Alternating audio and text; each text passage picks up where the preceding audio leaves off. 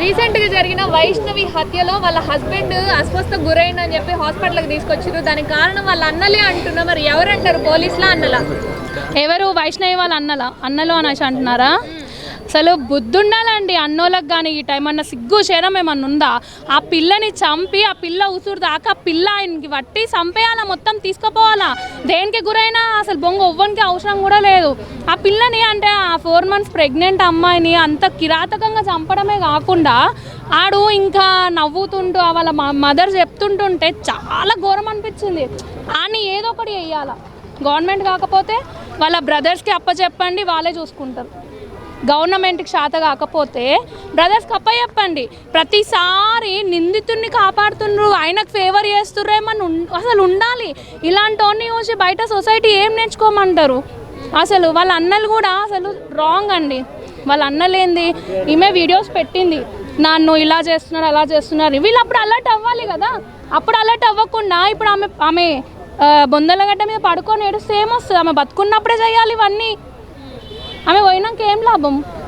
కానీ వాడిని మాత్రం చంపేయాల. ఆమెను ఎట్లా చంపేసిరో అట్లా చంపేయాల అని చెప్పేసి అనుకుంటున్నాం. చాలా మంది అంటే వైష్ణవి వాళ్ళ హస్బెండ్ మీద సింపతి గేమ్ ప్లాన్ చేస్తున్నారు పోలీసులు అని చెప్పి కూడా మాట్లాడుకుంటున్నారు. సింపతి మూలంగానే ఇదంతా చేయాలి, ఆయన్ని చంపాలి అన్న ఆలోచన మారాలంటున్నారు.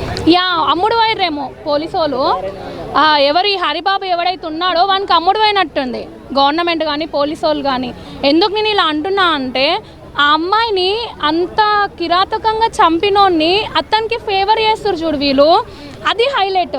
ఇప్పుడు ఆయనకి వామిటింగ్స్ అని అదని వాట్ ఎవర్ ఉండొచ్చు, కానీ ఎండ్ ఆఫ్ ద డే అమ్మాయి గురించి బయట ఎంతోమంది ఎంత తన్లాడుతున్నారు. ఇది ఎవరికి గవర్నమెంట్కి కనిపిస్తలేదా? ఇది ఎవరు గవర్నమెంట్ చూస్తలేరా?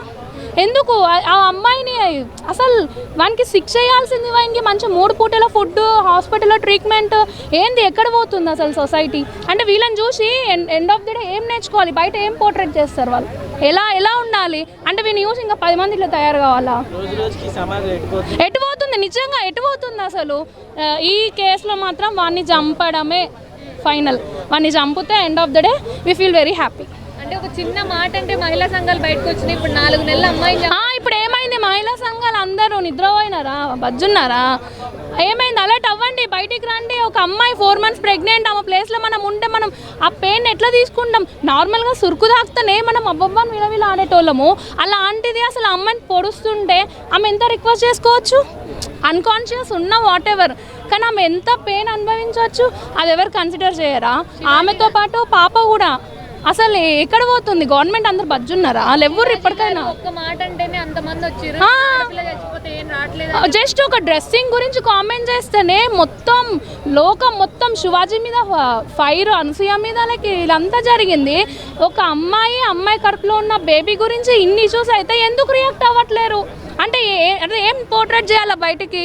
అంటే ఇలాంటి వాళ్ళు ఇంకా తయారు కావాలా? ఒక్కటే, గవర్నమెంట్ ఉన్నప్పుడు మన తెలంగాణ కేసీఆర్ ఉన్నప్పుడు ప్రతి ఒక్కటి తీసుకున్నాడు చర్యలు. కానీ ఇక్కడ ఈ రేవంత్ రెడ్డి అన్న వచ్చి నుంచి ఇంకెక్కువైతున్నాయి ఇష్యూస్, కానీ ఎక్కడ కూడా తగ్గట్లేదు. అది ఇప్పుడు ఏం చేయాలంటారు? ఆయన అయితే చంపేయాలండి. అలా అన్నలకు అప్పచెప్తారా?